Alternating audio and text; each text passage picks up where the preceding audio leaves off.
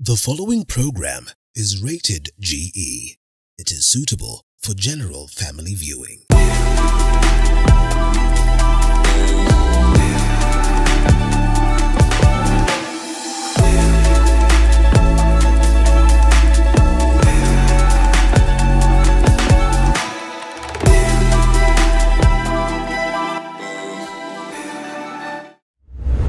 Good evening, ladies and gentlemen, boys and girls. Welcome back to a new episode of Tech 47, where keeping up with tech is made simple. I am David Ochola, and we have a very interesting one for you today.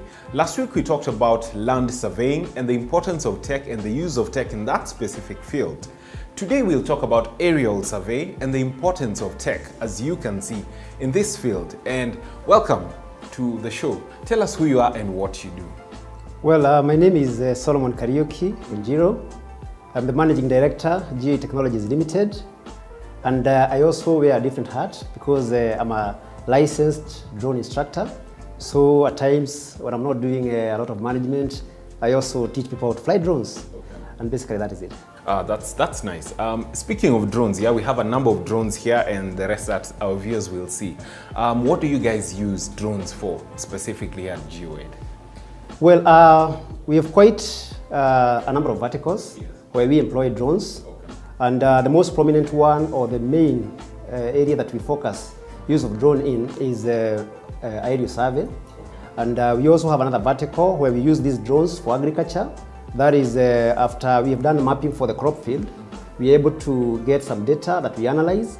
Then we deploy other drones for spraying, for seeding, and basically we're able to solve some of the challenges that the farmers experience. Okay. Speaking of aerial survey, just for our viewers who don't understand what that entails, just what does it entail? Well, aerial survey, I would put it in a layman language as that eye. Okay. Yeah? Assuming you're not able to see all the features of a certain area on the Earth surface. Yeah, using the naked eye. The drone, since it will be above your head, will be able to show you that other area that you're not able to see. So for me, drones are they're like a third eye. Okay. So there are a number of things that you do with drones, yeah? You talked about mapping and aerial whatever, yeah?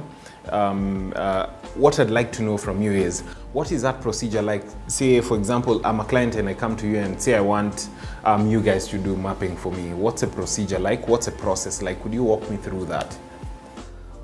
It all starts from what we call reconnaissance. Okay. Reconnaissance is a term that, in a nutshell, talks about going to that particular site, yeah, having a look around, yeah. Then remember now that drones are used within the confines of the Kenyan law, according to Regulation 2020, we have to seek permit, yeah, from Kenya Civil Aviation Authority to be able now to conduct the actual mission. So after we've done the reconnaissance, we get the permit, yeah. Then we get what we call the setting up of the area. We do a bit of land survey, trying to define known areas or known points. Then as we fly, whatever photographs we come up with, yeah, we are able to tie them to the known points on the Earth surface. Yeah. So after that, we come back to the office. Yeah. Those individual photos are stitched together, whereby we get like a blanket, what we call another mosaic. Then that other mosaic is usually a rectified photograph, in the sense that whatever is on the other mosaic, that particular imagery, is the same as what is on the ground. Like if you were to measure the width of a road on the other mosaic, it reflects what the distance is on the ground. So from a technological standpoint, yeah, I'd like you to tell us how far your industry has come, aerial survey industry specifically, in regards to your tech. Well, great. So I would want to take us a little bit way back in the 1800s. We had people or various professionals having interest in aerial data, and that goes way back when the cameras were invented, because the aspect of aerial survey is more into the sensor, not into the carrier. Yeah? Back then, after the cameras were invented, people used to tie the cameras on doves. Yeah? Then the dove would be commanded to fly in a specific way. Remember, even doves used to deliver letters at those earlier years. So then later on, we had the Wright brothers invent the aircraft. Okay, so the aircraft again became a sort of a payload, or rather a sort of a carrier for the camera. Now the cameras became bigger and they had more clarity in terms of the output. Now currently we are on drones or the unmanned vehicles. So the same way here we have a drone. A drone is just a carrier. So the sensor is the camera. Yeah.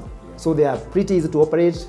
There's less risk because they are not manned. Rather, they are just unmanned. So and that is basically it. So what are some challenges that you've experienced working as a drone pilot, especially in Kenya?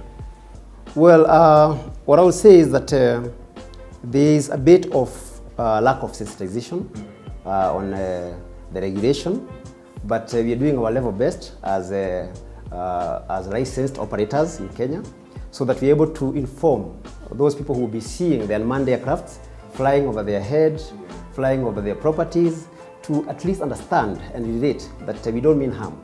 So some of the challenges is that anxiety from the people who don't really understand why you're using the drones. The other challenge would be on the general awareness of really what the drones are all about. People are not quite versed with this new technology, and really that is also a challenge. Lastly, I would like to mention the cost implication of acquiring the survey-grade drones. They come pretty expensive, and the sensors or the cameras are also pretty expensive to acquire. So apart from that, I think it is an area that we are very much excited about, and we're interested to see where this will take us. Speaking of expense here, I was wondering, what are you people at Geoid doing for the everyday kind of person who would want to get into this field? Just to make it more affordable for them, do you hire equipment out? Do you do all that? If say I'm someone who wants to even learn how to fly a drone, do you people do that here? Well, I would like to just take us a little bit back on what Geoid in the drone industry does. We are approved resellers. And approved, I mean KCA has done our background checks on us, and they have permitted us to resell drones. So one, we can resell you a drone that is properly registered, and I will be talking about registration because it is also something I also want to mention. Number two, we have a permit to operate drones commercially. Yeah? So that allows us to fly drones where the authority deems fit for us to do so.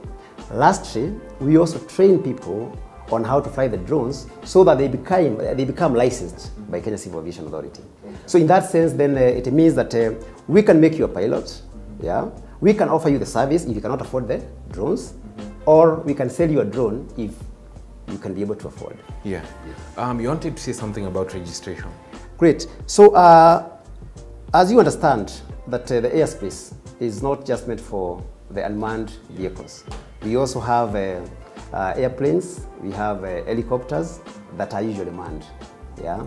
So whenever we're talking of drones sharing an airspace with a manned aircraft, we are talking of lives. Yeah? Then that means that we have to operate in a safe manner, and that's why we are emphasizing that a person who is gonna assume controls for a drone must be knowledgeable on how to respect the airspace. So are they supposed to be registered? Is that what you're saying? Yes. And does the government do that? Great. So KCA is mandated to kind of be the overseer for the airspace. The responsibility is to ensure safety in aviation. Yeah? So what they do, first of all, is that once the drone comes in the country, it is given a unique identifier, like the one that we have in here. This is 5 Yankee 0364 Alpha. That drone is known, or rather is registered by the Kenyan government, and it is known as an aircraft. That is a specific reservation for that. It is a number plate for that matter. So number two, the person who is going to fly the drone needs to be trained by a school like ourselves. Yeah? Like Geoid Technologies offers those training for users. Okay? So after that, Kenya Civil Aviation Authority comes and assesses whether this person is competent. Then he or she is awarded a license, which now allows you to fly the drone within the Kenyan territory. I find this to be quite an interesting topic, and especially the way you've broken it down and said there's a number of different drones that are actually used for different purposes. That is what we'll be talking about after the break, I believe. Yeah, you'll be digging into what does what and what sizes of drones, because I'm meant to understand they also come in different sizes and, you know, purposes, yeah? Sure. Thank you so much. You want to stay around. Don't even touch that remote control because we are coming back in just a bit right after this break.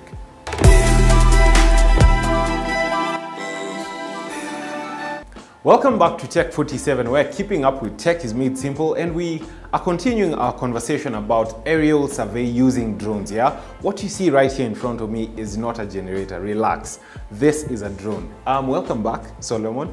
So take us through what we have here on the table, and like what drones they are and what they're used for. Thank you so much, David. I want to start with the smallest one that we have here. Okay. Yeah. Remember we said that drones have got numerous uses. Yes. And one of the uses is that we have now taken photography from a vantage point. Yes. Yeah. This drone can be flown, yeah, and can capture very nice clips from an aerial point of view. Okay. Those are the same clips that complement the cameras that are used on the ground, yeah, to be able to give it, a feel from the third eye. Yeah. So this is just a small drone. It's a Mavic Air 2S. And it is used for filming and photography. Okay. Yeah. Okay. Yeah. I want to go to the second kind of a drone, and this one is, as you can see, a bit bigger, yes, than the latter. And this one again is used for the same purpose, yeah, filming and photography. Okay, but it can be used for mapping. Okay, but it is a bit older in generation when it comes to generation, because you have to do some more work, unlike the one that I'm going to show you next, whereby you don't need to do a lot of work. Okay. By work I mean for this one to be able to give you the other mosaic that I talked about, yeah, that rectified blanket of an aerial imagery. Yeah. This one you need to do a lot of controls. Control points, I mean you need to know, or rather to have more than 10 known points for you to be able to get that image corrected. Okay. But as we advanced in technology, we have more sophisticated drones that are coming in form of drones on board now the RTK, yeah, or on board GNSS. So this drone is a survey grade drone. It's called a Matrix 300. Okay. Yeah, RTK. The word RTK means real-time kinematic. Okay. So as it does capture the photographs, okay, those photographs are geotagged. Okay. They have an actual ground reference, in the sense that if I process that photo, it will fall where the ground is, really. Okay. Unlike the smaller drone, whereby if I do a photo, it is just a still photo. Yeah. I'll have to relate or correlate that photo with the ground by doing some further corrections in the office. Okay. So the drone that is survey grade, the Matrix 300, does not require one to really do a lot of corrections. Okay, yeah. The corrections are happening in real time. So this makes this drone more sophisticated and more, survey grade. Yeah, and expensive as well. And expensive for that matter. Yes. So basically, I want to remove the emphasis from the drone, because the drone is just a vehicle. Yeah. Yes. The drone is just meant to carry the camera that is down here. Yes. Okay, this is what we call a gimbal. Okay, so this camera is where, this is the center stage of surveying, okay, because this camera is able now to do photos, yeah, oblique photos, yeah, or it is able to do photographs from up above there, and the photos will come geotagged because the vehicle has got a GPS on board. Okay. So that these photos explains the size. Yeah, that explains the size of it. Well, the size is more into carrying the camera, which is the payload. Okay. If this camera is a 2.7 kilogram camera, it requires a heavier vehicle to be able to carry it around as the mapping is happening. So I want to now correlate this a little bit bigger drone with this one. Okay. We are still on survey, all right? So we are doing survey to be able to get data. Yes. After we get this data, we analyze the data, and we are able now to get what we call a decision-making information. Yeah. So in that sense, I want to now look at this drone and the camera, yeah, from a different light. This drone can have detachable camera. You can install this camera, okay, which is RGB in nature. You can install another camera, which is multispectral in nature. You can install another camera, which has got thermal capacity. I want to focus on the camera that can be installed there with multispectral capacity. So here, when you're talking of multispectral, we are talking of various bands that one is able to visualize after you process those photographs from the field. Yeah. Okay? I want us to take an example of a 100-acre piece of land where you planted maize. Okay? So the maize from human eye will be all green. Yes. Right, together. Yes. But if that camera flies the fields, yeah, then you come back with those photographs. Okay? You'll be able to see much more detail in reflectance. Yes. Yeah?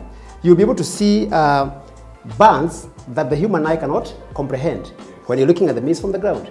So those bands are the bands that inform if this particular crop or this particular area in the field is suffering less water, is suffering from fertilizer.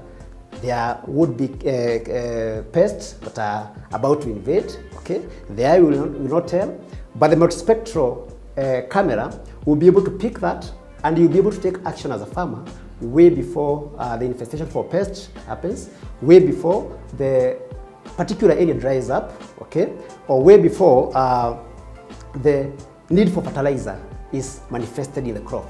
We're together. So that's how now this drone that is used for survey will collect that multispectral data. Then, after we analyze the 100 acres, yeah, okay, we realize that maybe a point or a portion, 5 acres, have got a fertilizer deficiency.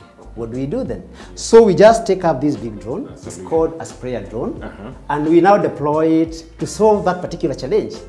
There is no fertilizer here from the analysis, from the multispectral analysis.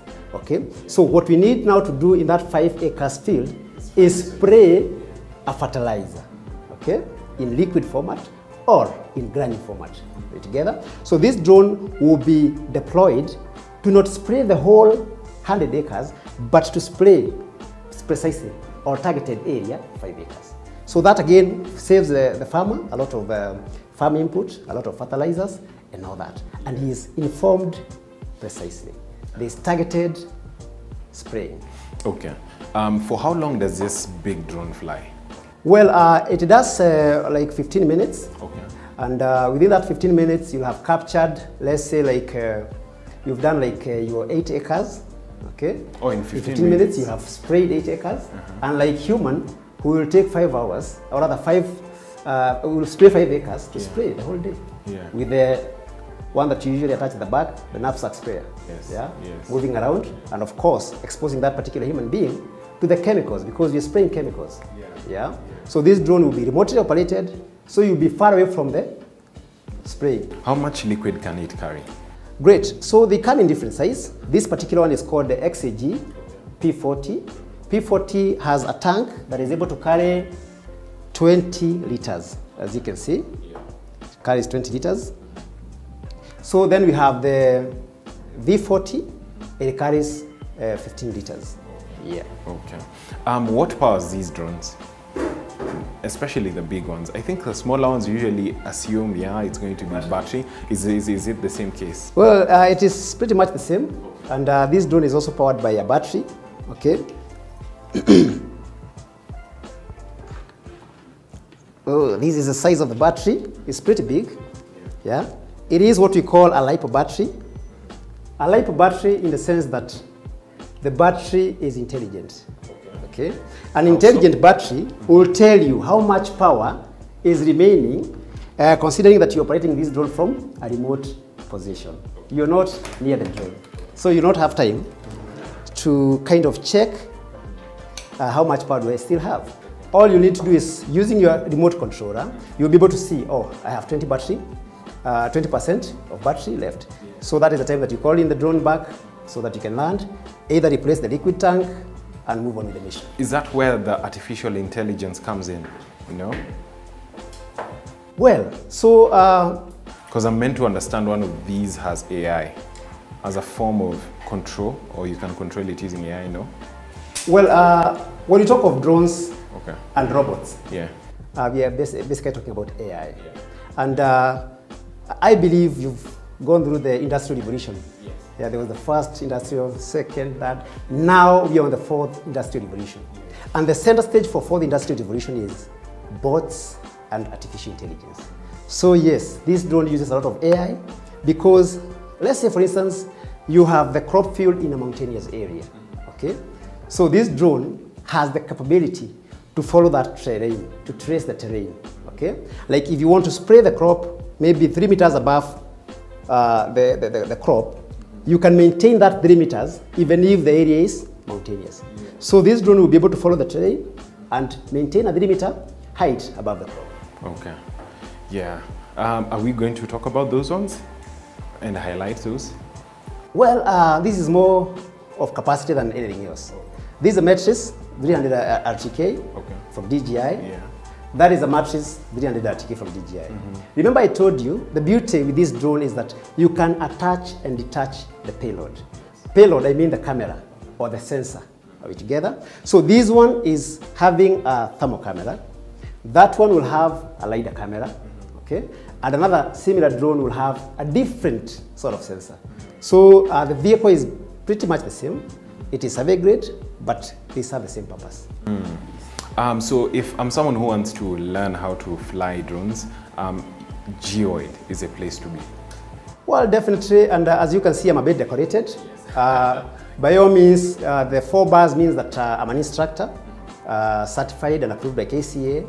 So I'm able to train people within Geoid school. We have a drone academy and have them licensed like myself in readiness for them to fly without having to watch their back, because there is a regulation. Yeah. Yes.